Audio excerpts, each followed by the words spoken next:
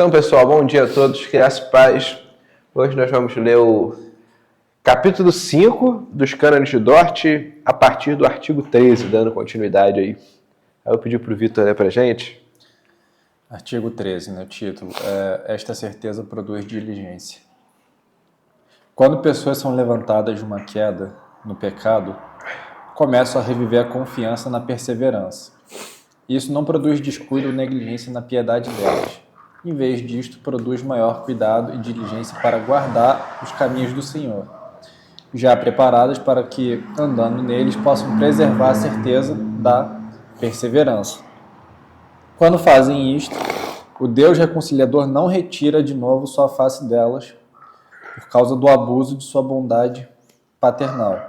A contemplação dela é para os piedosos, mais doce que a vida, e sua retirada mais amarga que a morte. E elas não cairão em tormentos mais graves da alma. Efésios 2:10. Isso, não, perfeito. Então, gente, a gente vê aqui que quando uma pessoa ela cai, ela incorre em algum pecado grosseiro, e ela é levantada de uma queda, Deus não vira a face para essas pessoas. Não é tipo, você pecou e acabou.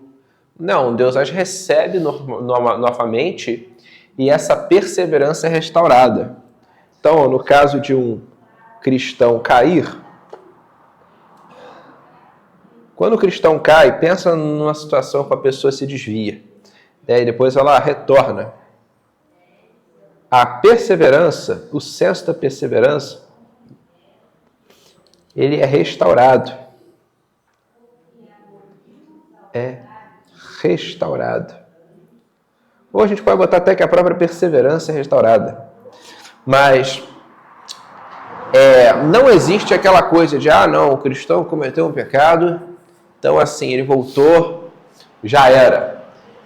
E notem que os cânones, eles reparam que a pessoa que cai, ela abusou da bondade paternal. Que é uma similaridade com o filho pródigo, né? Eu vejo que o filho pródigo, o que ele falou? Ele falou, me dá minha herança, eu vou gastar com tudo que eu quiser. Aí depois ele se arrepende de volta e o pai o recebe de braços abertos. E dentro da metafísica, coisa que a gente já falou muito, é óbvio, né? Que isso está nos decretos de Deus. A gente está falando do capítulo 5, que é sobre a preservação dos santos. Então Deus preserva os seus santos na sua soberania.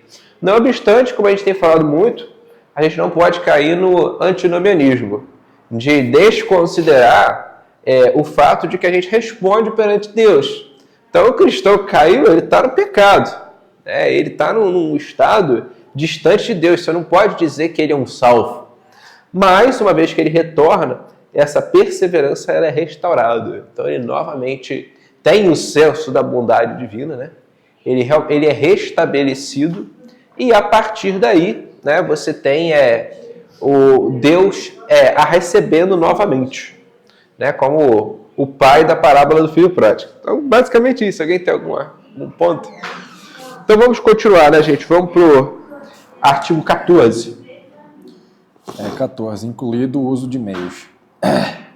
Tal como agradou a Deus iniciar sua obra da graça em nós pela pregação do Evangelho, assim ele mantém contínua e aperfeiçoa pelo ouvir e ler o Evangelho, pelo meditar nele, pelas suas exortações, ameaças e promessas, bem como pelo seu uso dos sacramentos. Olha, isso aqui é muito importante, porque a gente sempre gosta de trazer à tona, né, a cadeia de ouro da salvação. Você tem a predestinação, chamado, justificação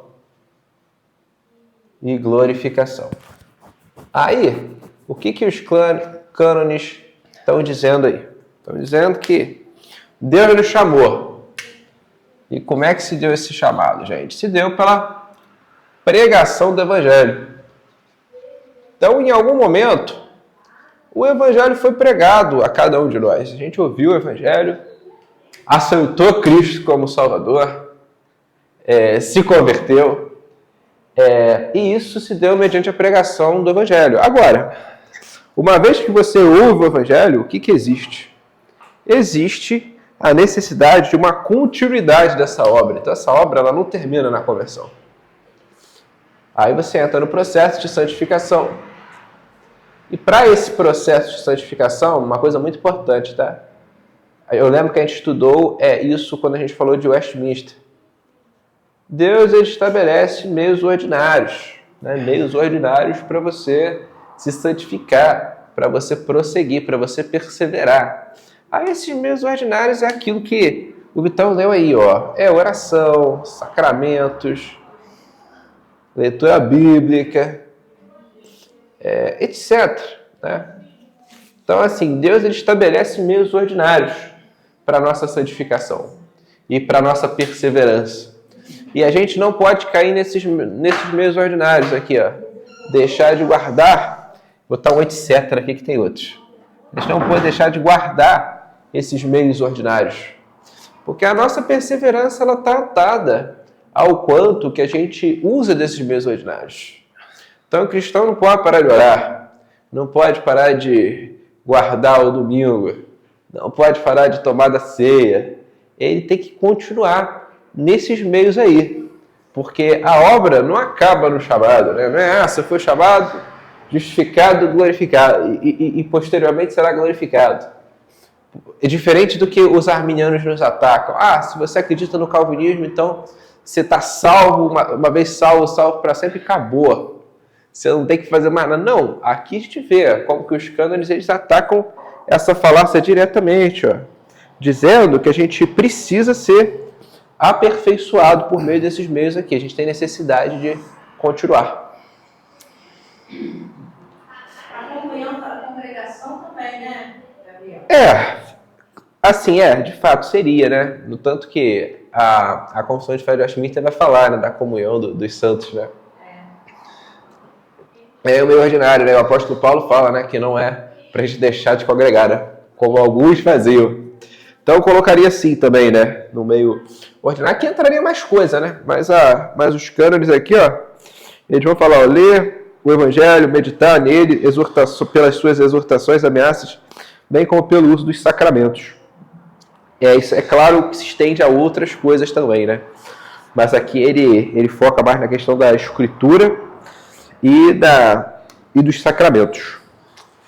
Bom, vamos agora para o artigo 15, gente. Então, o artigo 15 é o último antes da gente ir para os erros dos arminianos. O título. Esta doutrina é odiada por Satanás, mas amada pela Igreja. Deus revelou abundantemente em sua palavra esta doutrina da perseverança dos verdadeiros crentes e santos e da certeza dela para a glória do seu nome e para a consolação dos piedosos. Ele a imprime nos corações dos crentes, mas a carne não pode entendê-la. Satanás a odeia, o mundo zomba dela, os ignorantes e hipócritas dela abusam, e os hereges a ela se opõem. A noiva de Cristo, entretanto, sempre a tem amado,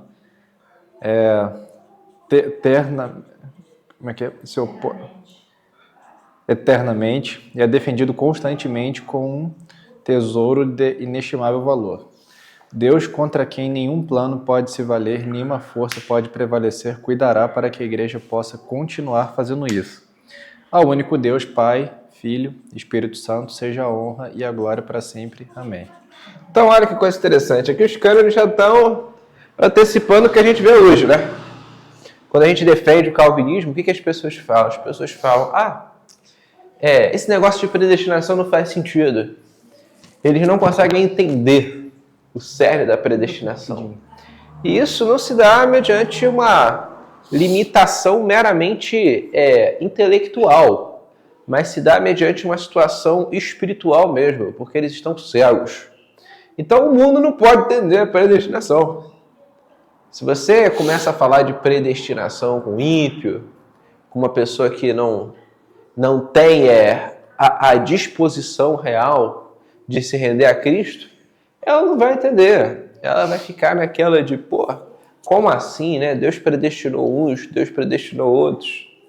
E essa resistência, ela é fruto do quê? De um coração rebelde, né? Do coração que quer a autonomia, que quer dizer que ele se basta. Satanás, ele vai procurar de todas as maneiras, como diz aqui, Satanás odeia essa doutrina. Então ele vai procurar se opor a ela de tudo quanto é forma.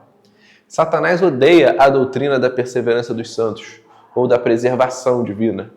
Eu prefiro até colocar esse quinto ponto com a preservação divina, que é a ideia de que Deus preserva os seus eleitos. Então o diabo ele tenta de toda maneira destruir os eleitos de Deus, tentar destruir aqueles que andam por Deus, como ele fez com Jó. Agora, a história bíblica não nos deixa mentir, Deus preserva os seus. Então, a gente tem na doutrina da preservação dos santos algo essencial. Algo essencial para quê? Para compreender que quem nos mantém até o fim não somos nós mesmos, mas é o próprio Deus, né? Claro que existe a questão da perseverança. A gente já falou anteriormente, né, que a santificação é um processo sinergista. Ele não é um processo monergista. O homem participa do processo, mas a gente não pode em nenhum momento se esquecer de que é Deus que nos preserva até o fim. Então, Satanás vai odiar essa doutrina.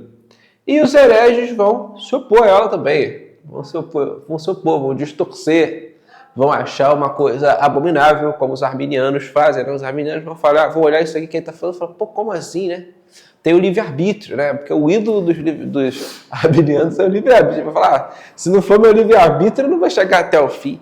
O pensamento arminiano é isso. A gente vai ver a seguir, né, os erros dos arminianos, como que eles acreditam que para você chegar até o fim, isso só depende, no fim das contas, do teu livre-arbítrio. Que Deus, beleza, ele botou a regra aqui. Tu seguiu a regra, ganhou. Não seguiu, não ganhou. Então a gente vai ver mais uma vez como que o ídolo do livre-arbítrio, ele é assim, primoroso em toda a teologia arminiana, vai. Isso é uma coisa que já foi falado aqui até em alguma aula, não sei se foi nessa do Cânon de Dort ou se foi anteriormente, mas, cara, tu mata, assim, essa questão do livre-arbítrio só fazendo uma simples pergunta, né? Uma coisa que o arminiano, pelo menos o moderninho, os mais modernos, eles não vão falar que, eles não vão desmentir, mas é só tu perguntar, tu consegue nunca mais pecar? A maioria vai falar, não, eu peco todos os dias. Então, assim, se ele peca todos os dias, então é só perguntar, tá, mas e o livre-arbítrio? Para não pecar? Escolheu pecar, então. Escolheu pecar, Entendeu? né? Ele pecou escolhendo, ele é escravo do pecado, né? Mas, assim, o erro do arminiano, ele tem que lembrar que é um livre-arbítrio que libertário, né? Porque o arminiano, ele vai acreditar assim, eu tenho um livre-arbítrio e eu consigo, tipo assim, pela minha própria força, me manter salvo, né? Ou ser salvo. Porque o arminiano, ele acredita que, até pela revelação geral, quem não ouviu pode ser salvo. Então, o livre-arbítrio é o que define, né? Se tu vai ser salvo ou não. Mas o problema deles é essa concepção de livre-arbítrio libertária, que a gente já mostrou anteriormente, né? Que a tradição reformada histórica, ela trabalha com a ideia de livre-arbítrio. Quando tu peca, tu pecou porque tu quis. Você não pode chegar e falar assim, não, eu não pequei, não, eu estava predestinado a pecar. Isso é uma coisa que, assim, o calvinismo nunca falou algo desse tipo. Porque isso tornaria Deus autor do mal, né? E a gente falou, especialmente quando a gente tratou da Confissão de Fé de Westminster, salvo engano, no capítulo 3 ou 5, que Deus decreta todas as coisas sem ser autor do mal. Então, o livre-arbítrio, o mal ele vem do livre-arbítrio. Uma vez eu estava naquele TDI Brasil, né? Ouvi o Banzoli falar, teve uma palestra lá que estava o Banzoli, o Marcos Eberlin e outras pessoas lá. Não, o Marcos Eberlin não. O Daniel Lopes e outras pessoas, eles foram falar sobre Deus e o mal, a palestra. Nossa, assim, mas falaram besteira pra caraca. Foi muito ruim a palestra, assim. Falaram um monte de coisa, né? Como é que você concilia um Deus bom com a existência do mal? Mas tem uma hora que o Banzoli falou um negócio que ele tem um elemento de verdade. Ele fala, não, o mal ele vem do livre-arbítrio humano. E de fato, ele vem do livre-arbítrio humano, né? Só que assim, ele não deixa de estar nos decretos de Deus. Deus, ele decreta a consequência do mal. Ele decreta, todas as coisas estão no decreto, até a primeira queda. Os nossos símbolos de fé vão dizer, mas Deus não é o todo mal. O mal ele vem da gente. Então a gente precisa entender que o livre-arbítrio, o problema do arminianismo é esse, ele é insuficiente para salvar, cara. Não tem como você ser salvo pelo livre-arbítrio. Você já nasce com o livre-arbítrio cativo. Você já nasce numa condição morta.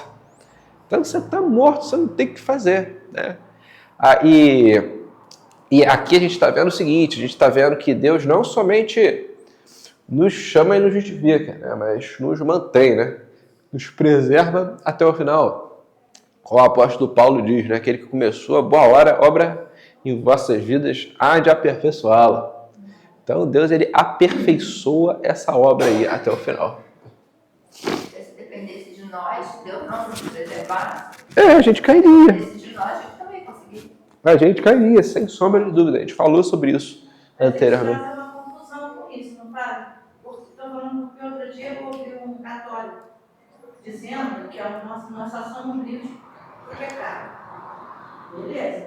Dizendo que a nossa liberdade, nosso livre-arbítrio é só pelo pecado. Beleza. Mas aí depois ele diz que se você for dormir sem fazer essa oração, Deus me diz, você morrer de noite e não fez mas o pensamento católico é isso, entendeu? Mas é porque o pensamento católico, ele vai, como é que eu vou dizer? Ele vai falar do estado de graça, né? Existe o estado de graça, esse padre, esse católico aí tá muito rigoroso, né? Porque esquecer orar antes de dormir, eu acho que nunca vi ninguém considerar isso um pecado mortal, né? Talvez exista, né? Talvez tenha algum santo, algum teólogo católico lá atrás que tenha falado, pô, não, cara, você não orar antes de dormir é um pecado mortal. Mas eles acreditam que, assim, tem certos pecados que se você comete, você não se confessa, você não faz penitência, você vai para o inferno. O arminianismo e o catolicismo romano, eles são muito parecidos e são quase idênticos na soteriologia, porque o católico romano, ele vai repudiar a concepção calvinista da predestinação. Ele vai olhar a concepção calvinista da predestinação e, assim, primeiro não vai entender, né? Porque os hereges, assim, eles não entendem, eles têm muita dificuldade para entender a doutrina da predestinação. E os que entendem, eles repudiam, que eles vão falar, pô, mas isso aí é muito duro com o homem, né? Você tem o livre-arbítrio. O catolicismo romano também tem esse apego ao livre-arbítrio. Ele vai falar que, assim, não, o homem tem um livre-arbítrio. E a Igreja de Roma, contra o calvinismo, ela vai dizer que ela fica no meio termo. No meio termo entre uma posição, tipo assim, que todo mundo é bom e a posição que todo mundo é mau, que é a posição de Agostinho. A Igreja de Roma, ela fica no meio termo entre Agostinho e Pelágio. Só que esse meio termo entre Agostinho e Pelágio já compromete toda a doutrina dela. Teve um teólogo católico romano chamado Jansenos. Ele era católico romano francês. E ele fez um movimento dentro da Igreja Católica. Ele fez um movimento para tentar fazer a Igreja Católica voltar para o agostinianismo. E se você lê os escritos de Jansenos, ele falou coisa muito parecida com o que Calvino disse. Muito parecida mesmo. Ele afirmou a predestinação, ele começou a ensinar sobre predestinação, falar sobre... E olha que coisa curiosa, um negócio que ele batia muito, Jansenos batia muito, era a depravação total. Ele falava que o homem é pecador. E se você afirma a depravação total, você afirma a predestinação, cara. É um corolário. Porque se o homem é totalmente depravado, não tem o que ele fazer para acessar, só se Deus o elegeu. É só se o próprio Deus, ele usou dessa cadeia de ouro aqui. O que fizeram com o Jansenos? Só para estar se perguntando. Ele foi perseguido e o jansenismo foi considerado heresia. Foi um momento grande dentro da Igreja Católica. Foi a ocasião que a Igreja Católica mais chegou perto assim, de uma reforma, né, na sua soteriologia. Mas não colou, né? Não aconteceu. Né? Aí hoje a Igreja Católica ela tem essa soteriologia aí, que vai também se apegar ao livre-arbítrio. Pode falar. Então, eu acho que assim, para a gente entender até essa questão do problema do mal, né, que tu mencionou agora há pouco também, cara, assim, a depravação total, ela praticamente assim, ela explica tudo na questão se você parar para pensar nos decretos de Deus. Então, por exemplo, uma coisa que de vez em quando algum ateu militante gosta de soltar aí no TikTok, né? Deus ele endureceu o coração do faraó só para depois ir lá e punir. Olha como é que esse Deus esse Deus é ruim, que não sei o que. Só que, na verdade, assim, o contexto do endurecimento do coração do faraó, aquilo ali, né, na verdade, aquilo simbolizava uma afronta, né, à crença dos egípcios, o que eles entendiam sobre o coração. Então, por exemplo, você, brasileiro século XXI, às vezes é estranho você ver essa expressão, Deus falando para Moisés, né, que iria endurecer o coração do faraó. Mas Moisés, que cresceu no meio egípcio, ele sabia o que isso significava para eles, para o próprio faraó.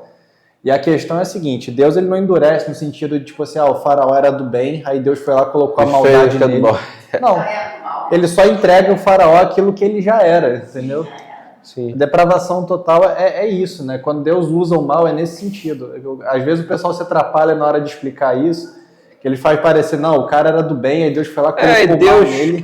Que assim, é um erro que algumas pessoas também elas cometem ao explicar, né? O calvinismo, que é uma dupla predestinação, assim, simétrica, né? A gente já falou isso, né? A predestinação na tradição reformada ela é assimétrica. Deus, ele predestina para a salvação, colocando matéria, né? Por assim dizer, né? A linguagem escolástica. Então, assim, é uma massa de pecador. Aí Deus, ele coloca o bem, é o contrário, é o exato oposto que ele está falando. Ele coloca o bem em algumas pessoas, né? Para elas se emanciparem do pecado. Agora, as outras não tem o que colocar nelas, entendeu? O que Deus faz é o que o apóstolo Paulo explica em Romanos 1.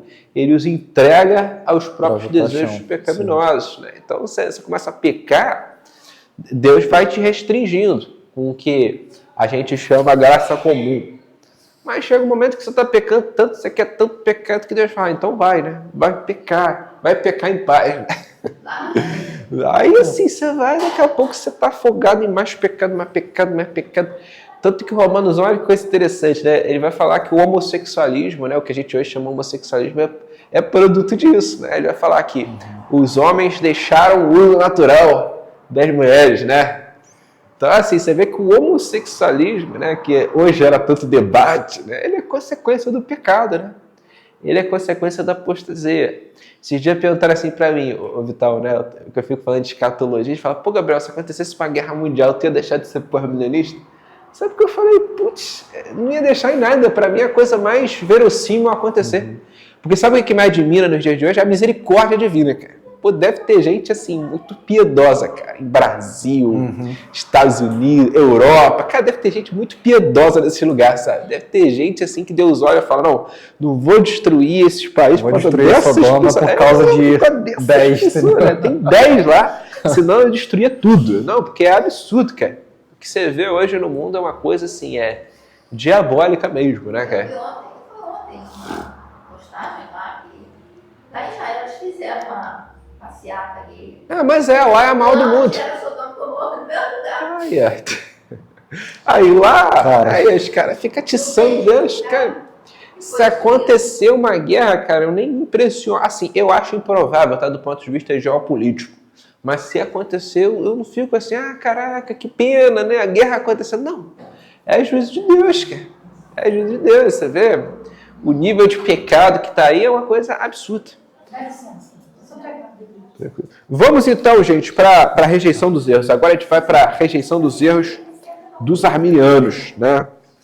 Aí agora vamos ler o erro, a gente vai ler a refutação. Vamos lá, então. Erro 1. A perseverança dos verdadeiros crentes não é resultado da eleição ou um dom de Deus obtido pela morte de Cristo. É uma condição da nova aliança que o homem deve cumprir pela sua livre vontade antes da assim chamada eleição decisiva e justificação. Olha que coisa, né? A lei da nova... Aqui é exatamente o que a gente já não viu. Quando a gente entende bem a doutrina ortodoxa calvinista, a gente fica claro com o erro arminiano, né? Olha o que os arminianos disseram. O homem deve cumprir a lei pela sua livre vontade. Então, olha o livre-arbítrio aí. Então, assim, a salvação, a perseverança, não é resultado da eleição, que é o que a gente disse. A gente falou que essa perseverança ela só é possível porque Deus nos preserva. Aí o arminiano vai falar assim, não, você não persevera até o fim porque Deus te elegeu. Você persevera pela sua livre vontade. Ou seja, o livre-arbítrio. Se você teve o livre-arbítrio forte o suficiente, né, no sentido de ter preservado a vontade forte o suficiente até o fim, aí você vai cumprir a lei da nova aliança e vai ser salvo. Então, olha aqui que o arminianismo está falando. Ele está falando que se obedece à lei de Cristo, você é salvo. A completa antítese do que a gente falou. E aqui você vê já inúmeros problemas, né? Mas vamos ler a refutação, depois a gente enriquece. Refutação. A Escritura Sagrada testifica que a perseverança provém da eleição e é dada aos eleitos pelo poder da morte, ressurreição e intercessão de Cristo. A eleição o alcançou e os mais foram endurecidos. Romanos 11, 7. Também, aquele que não poupou seu próprio filho, antes por todos nós o entregou, porventura não nos dará graciosamente com ele todas as coisas? Quem tentará acusação contra os eleitos de Deus? É Deus quem justifica. Quem os condenará? É Cristo quem morreu, ou antes quem ressuscitou, o qual está à direita de Deus e também intercede por nós. Quem nos separará do amor de Cristo? Romanos 8, 32 e 35. Então, assim, só esses versículos aí que o Vitão leu já são suficientes para mostrar como é que essa afirmação dos demonstrantes aí é uma coisa herética. Tá? Isso aqui é uma coisa completamente herética. Primeiro que é um ultraje à obra de Cristo. Porque Cristo morreu por aqueles que o Pai lhe deu. Cristo intercedeu por muitos, não por todos. E também é um ultraje à soberania divina. Porque como a gente deu, né? Como o Vitão leu, ó. Olha que coisa. Aquele que não poupou seu próprio filho, antes por nós todos nós o entregou, porventura não nos dará graciosamente com ele todas as coisas? E o apóstolo Paulo vai falar, quem nos separará do amor de Cristo? O arminiano, ele teria uma resposta para isso, o livre-arbítrio. Que se meu livre-arbítrio cair, cara, eu tô separado do amor de Cristo, né? Ó, eu tenho que cumprir a lei da nova aliança. Se eu parei de cumprir, eu me separei de Cristo. Então, o arminianismo é uma heresia grosseira. Porque, olha essa simples sentença. Ali, é claro, eu simplifiquei.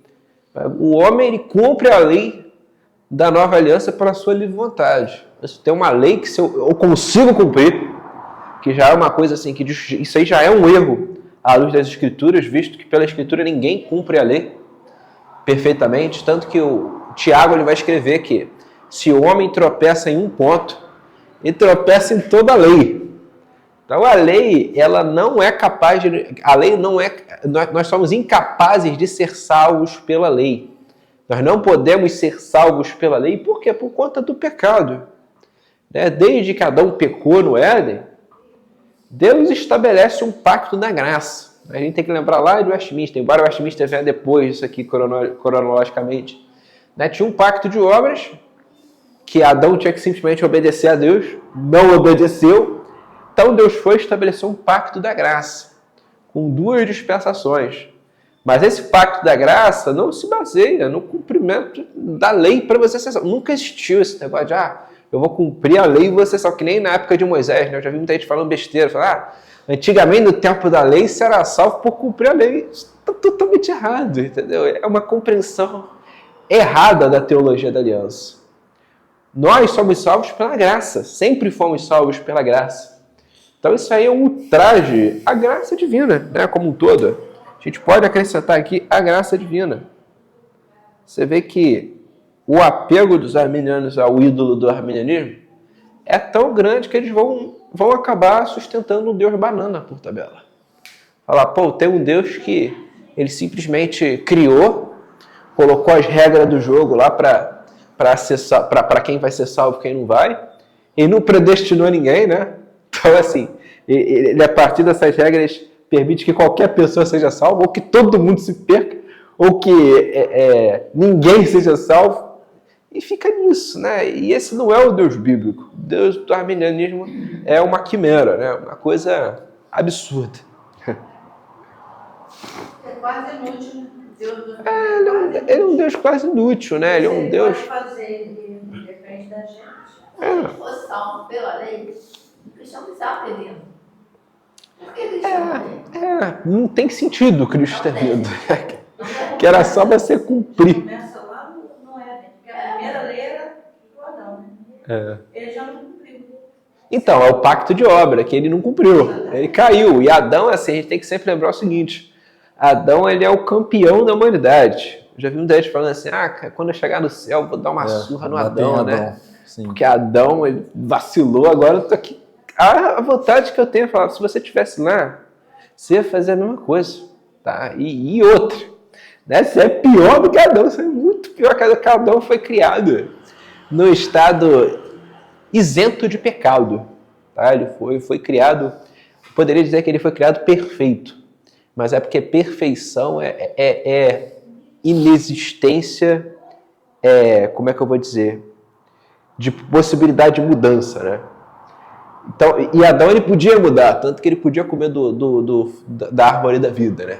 Existia a árvore da vida no jardim. Então ele não era perfeito no sentido de não poder ser aperfeiçoado, porque existia a árvore da vida no jardim, mas ele era perfeito no sentido de não ter pecado, né? De ser como o homem deveria ser. E a gente não, a gente já nasceu no pecado. Então, Adão, ele é como se você pegasse o melhor homem da humanidade, elevasse a última potência e ele caiu. Então, a gente teria caído também, né? Todos nós caímos em Adão. E sobre essa questão do problema do mal, é engraçado, né, Vitão? Porque os arminianos vão falar, pô, mas então o Deus do calvinismo, ele predestinou o holocausto, predestinou um monte de coisa errada. Cara, o Deus arminiano, ele entra num problema pior.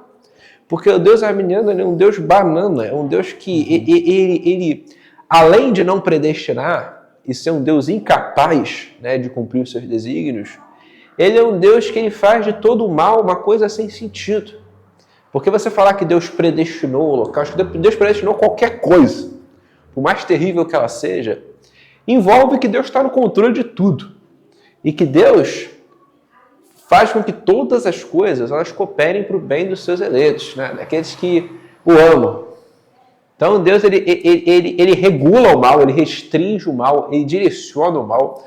Tem uma fala de Agostinho que eu gosto muito, que ele fala que os maus pequem, isso eles fazem naturalmente, mas Deus divide as trevas como lhe apraz. Então Deus ele divide o mal e direciona o mal para os seus próprios propósitos. O Deus arminiano faz isso, ele é um completo banana, cara. Assim, eu sei que eu já brinquei disso algumas vezes, né? Mas é verdade, o Deus arminiano é como se fosse o Jim Carrey, né? Do Todo-Poderoso, né? Você vê que é um ser super poderoso, né? E tem que respeitar o livre-arbítrio. Então você vê, cara, o Jim Carrey, ele ouve o pedido de todo mundo, né? Todo mundo ganha na loteria. Cara, o Deus bíblico não é isso não, sabe? Não é um ser super poderoso.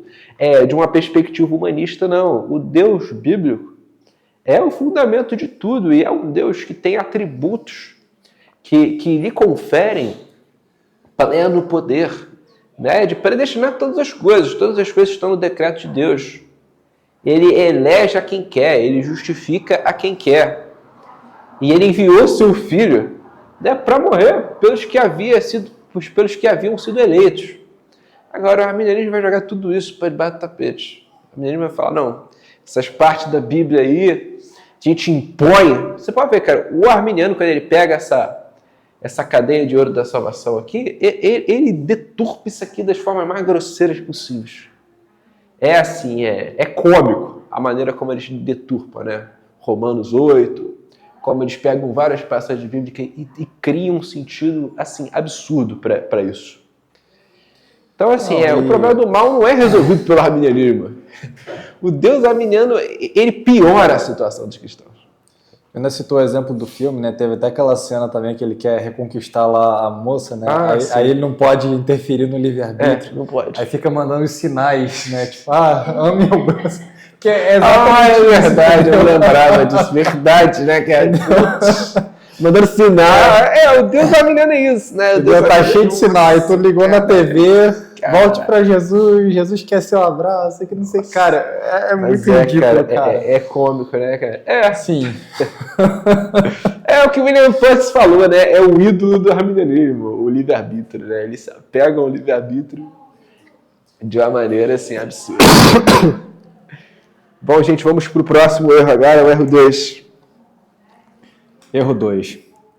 Deus de fato provê os crentes de suficiente força para perseverar e está pronto para preservar tais forças neles, se este cumprirem seu dever. Mas ainda que todas estas coisas tenham sido estabelecidas como necessárias para preservar na fé e que Deus as use para preservar a fé, ainda assim dependerá da vontade humana perseverar ou não. Então, olha que coisa, o que os arminianos fazem. Você começa a pressionar eles, falar para eles assim, poxa, mas você acha que Deus não preserva os seus? Deus não trabalha em favor da salvação dos seus? Alguns vão falar, não, realmente trabalha. Só que, perceba como é que esse erro aqui, ele, até a última frase, ele é um erro já, mas ele é muito mais sutil. Agora, na última frase, ele fica escancarado. Ó. Ainda assim, dependerá da vontade humana perseverar ou não. Ou seja, Deus ele até ajuda. Deus até provê os crentes. No sentido de, você pede ajuda a Deus, Deus vai te ajudar. Deus te dá uma força. Deus é um Deus que ele vai tentar te ajudar. Mas assim, no fim das contas, quem define é o livre-arbítrio. Você pode ver que o erro se mantém. Você dizer que, Deus, ele até ajuda, ele até atua, opera, é algo que Pelágio também fazia. Pelágio também acreditava, né, que Deus ele atua, que Deus opera, que se você ora, Deus intervém. Mas o ponto do Pelágio era o seguinte, era a perfeição cristã. Então depende de você abandonar todo pecado e você cumprir a lei da nova aliança. Você cumpriu a lei da nova aliança, você está salvo. Você não cumpriu, você está condenado. Vamos ler a refutação. Então, Esta ideia é abertamente pelagiana. Enquanto deseja libertar o homem, faz dele o usurpador da honra de Deus. Combate o consenso geral da doutrina evangélica que retira do homem todo motivo de orgulho e atribui todo o louvor por esse benefício somente à graça de Deus. É também contrário ao apóstolo que declara, o qual também vos confirmará até o fim para seres irrepreensíveis no dia de nosso Senhor Jesus Cristo. Olha que Coríntios coisa, 1:8. Olha que coisa, gente. Aí os caras estão falando, isso é pelagianismo. É puro pelagianismo. É dar o mérito para o homem. É o homem que aguentou até o final. Você olha para aqueles mártires, né? Para as pessoas que morreram na fé, não, é mérito delas. A pessoa segurou até o fim, a pessoa renunciou ao pecado, a pessoa trabalhou para ser salva o bastante. Aí, no final das contas, o mérito é de quem? É da pessoa. É como aquele senhor no asilo que uma vez falou para mim, quem me salva não é Jesus, sou eu mesmo. Porque depende de mim até o final. Eu ia até o fim. E é perfeitamente arminiano. Foi uma das melhores explicações do que o arminianismo que eu ouvi na minha vida. Depende de mim. Depende de mim a salvação. Porque se não é Deus que me elegeu, que me chamou, me justificou, que me preservou até o final, quem é o fator determinante da minha salvação? Sou eu. Então, isso já acaba com todo o arminianismo. Não importa, o arminiano, se você começar a pressionar, ele vai falar, mas eu acredito que Deus age, eu acredito que, eu tenho um problema lá, eu oro, Deus resolve. Eu até acredito que não, eu oro pela conversão de alguém. Deus é igual o Deus Todo-Poderoso, começa a mandar sinal, tentar agir para converter a pessoa, mesmo sem atuar no livre-arbítrio dela. Embora. Mas assim, no fim das contas, quem decide quem vai ser salvo ou não é a pessoa, é o livre-arbítrio. Então assim, acabou. Eles acreditam numa heresia, não tem outra palavra para descrever isso. Eles insultam a obra de Cristo, insultam a soberania divina e fazem pouco caso da graça. A graça deixa de ser o que a Bíblia chama de graça. E aí, uma outra coisa que os arminianos falam é o seguinte, a gente não nega a graça. E eles vão tentar falar, a gente não é pelagiano, porque a gente não nega a graça, só que Pelágio também não negava a graça. Inclusive, discípulos de Pelágio escreveram contra São Jerônimo. Teve um discípulo em específico de Pelágio que ele falou contra São Jerônimo. É mentira isso aí que algumas pessoas falam que a gente nega a graça. A gente admite a graça. Só que sabe o que era a graça para Pelágio? Era sobretudo o livre-arbítrio. Então a graça de Deus é o livre-arbítrio. Não, teve o pecado lá e tal, mas assim, a graça de Deus é o livre-arbítrio. Os arminianos não vão chegar tão longe. Mas no fim das contas, você percebe que a graça ela deixa de ser graça. ela é uma outra coisa, que não a graça no sentido bíblico, que é um favor totalmente merecido. A gente era uma massa pecadora, caminho do inferno, e Deus se compadeceu. Deus usou de misericórdia. Isso é o calvinismo. Para o arminianismo, não. Para o arminianismo, beleza, teve o pecado de Adão lá atrás, mas Deus deu a oportunidade para todo mundo. Cristo morreu pela humanidade inteira, do mesmo jeito. E a gente já falou, né, em outras ocasiões, que o calvinismo entende que Cristo morreu suficientemente por toda a humanidade, no sentido de que o sacrifício dele é suficiente para expurgar os pecados do mundo inteiro, mas ele só morreu eficazmente pelos eleitos. O arminiano vai falar que não, Cristo morreu, todo mundo pode ser salvo, até se você nasceu em outra religião, cara, você é de um povo distante lá, você cumpriu a lei natural dentro do que você pôde, que nem o C.S. Lewis fala, você fez o teu melhor, você vai ser salvo, cara. Então o arminianismo, ele acaba realmente com a compreensão correta do que é Deus, ele compromete a soberania divina, ele nega a graça, ele cai em uma série de erros. Essa ideia do Lewis ela é perigosa, né? Porque, por exemplo, acho que quando ele comete essa heresia, ele estava se referindo, acho que ao budismo, se eu não me engano, não era isso? Uma pessoa que é devota. Sim, eu lembro, é verdade. Ao budismo. Ele fala do budismo. Cara, assim, se tu leva essa crença dele, tipo assim, até as últimas consequências, cara, uma pessoa, por exemplo, que foi leal ao Hitler até a morte, a ponto de cometer suicídio, mas também poderia falar assim, não, Deus perdoa, mas você era devoto do outro, você não era devoto de mim, mas eu vou contar a devoção ao cara. Exatamente. É um exemplo forte, mas faz todo sentido. E isso entra num problema seríssimo da abordagem do C.S. Lewis, e que é uma abordagem também que você vai ver na Igreja Católica Romana. Porque a Igreja Católica, ela acredita num negócio chamado... como é que eu vou explicar isso aqui, né, cara? Que é, tipo assim, um cativeiro da consciência. O que seria isso?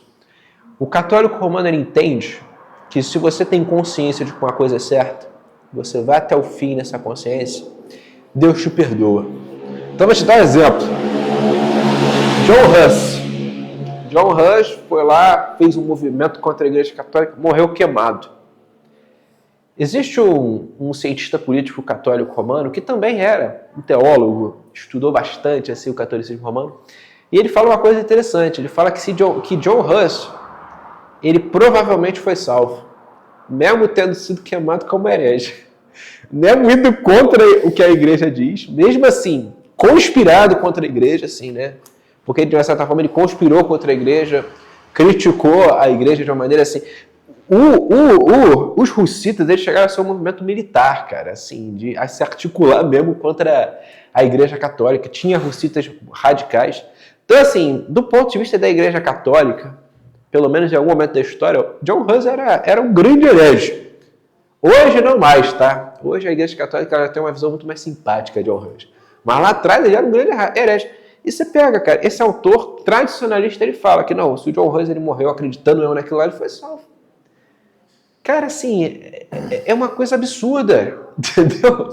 Pô, assim, então, assim, eu acredito num negócio completamente errado. E minha consciência está presa a esse algo completamente errado. Se eu vivo concernente com isso, eu vou ser salvo. Isso é absurdo. Inclusive, a Confissão de Fé de Westminster ela tem um capítulo que a gente leu quando a gente foi estudar lá atrás, sobre a liberdade de consciência. Isso que o mundo hoje chama liberdade de consciência é algo que a tradição reformada nega com veemência. Hoje existe essa questão da liberdade de consciência. Não, você tem que fazer o que você acredita que é o certo. Isso é diabólico, gente. Não tem outra palavra para descrever isso. Então, pegar o exemplo do Vitão. Acredito que Hitler é um cara que veio para salvar a Alemanha, um cara que está fazendo bem aí, está ajudando. Eu estou sendo uma pessoa íntegra porque minha liberdade de consciência foi de alguma forma condicionada a ver Hitler como um salvador? Isso está totalmente errado, cara. Totalmente errado. Mas é uma coisa assim, que você vê que a Igreja Católica sustentava esse negócio aí. Hoje, o humanismo também traz isso muito à tona. Inclusive, vou falar uma coisa para vocês.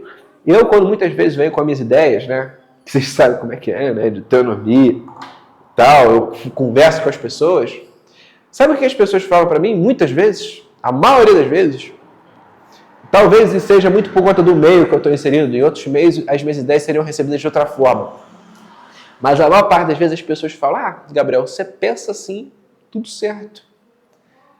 Tem muitas coisas por trás dessa maneira de pensar. Tem a questão do relativismo, mas a liberdade de consciência é um ponto que hoje é um dogma e as pessoas não questionam.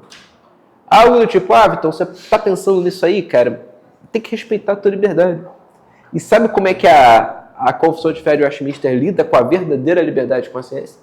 A verdadeira liberdade de consciência é a liberdade dos falsos mestres, das doutrinas humanas, do papismo.